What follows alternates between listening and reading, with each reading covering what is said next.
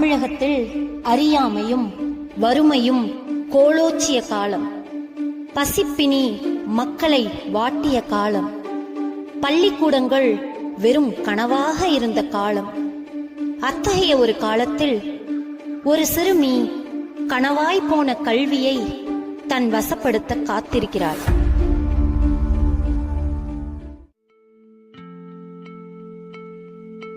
அப்பா, எனக்கு பள்ளிக்கூடத்துக்கு போகணும்.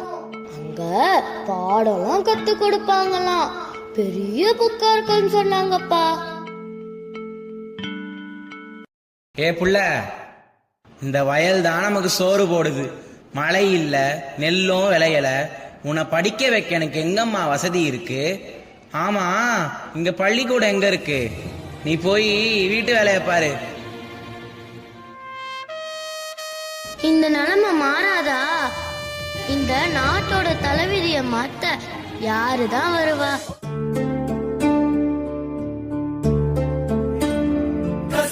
கண்ணீரை திரும்பிட செய்யா, வரவிடும் நெஞ்சத்தில் மழையென பெய்யா, ஆழ்மனதில் சூழும் இருளை நீளும் துயரை பாடும் விதியை நீக்கும் தீயை நீ ஐயா.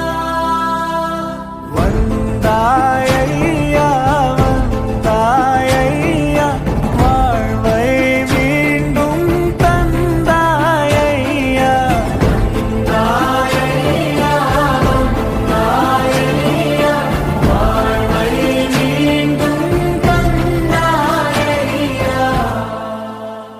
ஏமா கவலையோடு இருக்க? நான் படிச்சு பெரிய டாக்டர் ஆனு ஆசைப்பட்டேயா.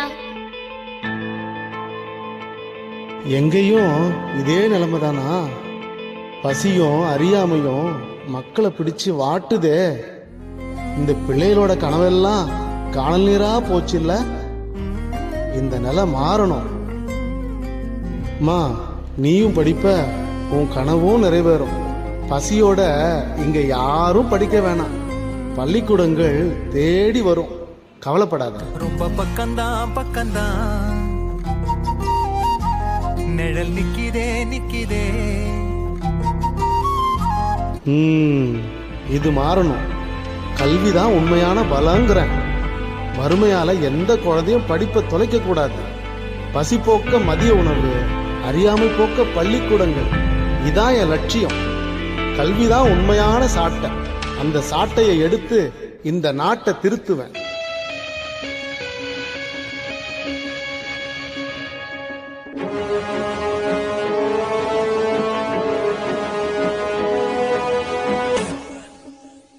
காமராஜர் சாதாரணமாக உடை அணிந்து டெல்லியில் உள்ள ஒரு பெரிய மத்திய அரசு அதிகாரியின் அலுவலகத்தில் அமர்ந்திருக்கிறார். எதிரே மத்திய அரசு அதிகாரி சற்று இறுக்கமான முகத்துடன் அமர்ந்திருக்கிறார். காமராசர் அவர்களே, தமிழ்நாட்டுல நீங்க கேட்கிற கனரக தொழிற்சாலைகள் வரத்துக்கான வாய்ப்பு ரொம்ப குறைவு. இங்குள்ள அறிக்கையெல்லாம் என்ன சொல்லுதுன்னா, தமிழ்நாட்டுல அதற்கான மூலப்பொருட்களும் இல்ல, திறமையான தொழிலாளர்களும் இல்ல, முக்கியமா மின்சார வசதிகள் போதுமானதாக இல்ல அப்படின்னு சொல்லுது. அப்புறம் எப்படி உங்களுக்கு நான் தரது? ஐயா, தமிழ்நாடு வளரணும். எங்க இளைஞர்களுக்கெல்லாம் வேலை வாய்ப்பு கிடைக்கணும். மின்சாரம் இல்லைங்கிறது உண்மைதான். ஆனா இல்லாததை இல்லைன்னே சொல்லிட்டு இருந்தா எப்படியா தமிழ்நாடு வளரும்? எனக்கு தெரியும், தமிழகத்தில் நிலக்கரி இல்ல, அதுக்காக அனல் மின் நிலையம் கட்ட முடியாதா? தண்ணீர் இல்ல, அதுக்காக அணைகள் கட்டவே முடியாதா? ஆனா இவ்வளவு பெரிய முதலீட்ட ஒரு மாநிலத்திற்கு மட்டும் ஒதுக்குவது, அதுவும் தகுதியற்ற மாநிலத்திற்கு. தகுதியற்ற மாநிலமா? என் மக்கள் உழைக்க தயாரா இருக்காங்க. அவங்களுக்கு வாய்ப்பு தான் இல்லை. வெறும் அதிகாரத்தின் குரல் முடியாது, சாத்தியம் இல்லைன்னு சொல்லிட்டு இருந்தா நாடு எப்படி முன்னேறுங்கிற? அலைகடலே அடங்கும். ஆனா என் மக்களின் முன்னேற்றத்திற்கான குரல் என்னைக்கும் அடங்காது.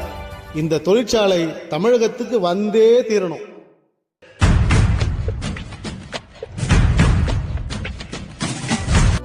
நீண்ட விவாதங்களுக்கு பிறகு காமராஜரின் விடாமுயற்சியால் சில ஆண்டுகள் கழித்து தமிழகத்தில் ஒரு பெரிய அனல் மின் நிலையம் கட்டப்பட்டு மின்சார உற்பத்தி செய்யப்பட்டது.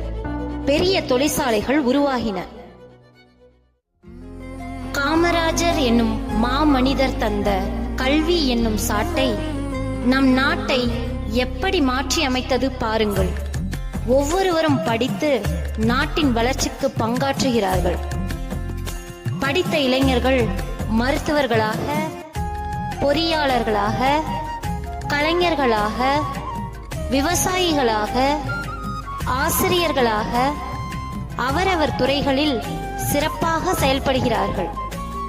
பெருந்தலைவர் காமராசர் விதைத்த விதையின் மகத்தான பலனை இன்று நாம் அறுவடை செய்கிறோம்.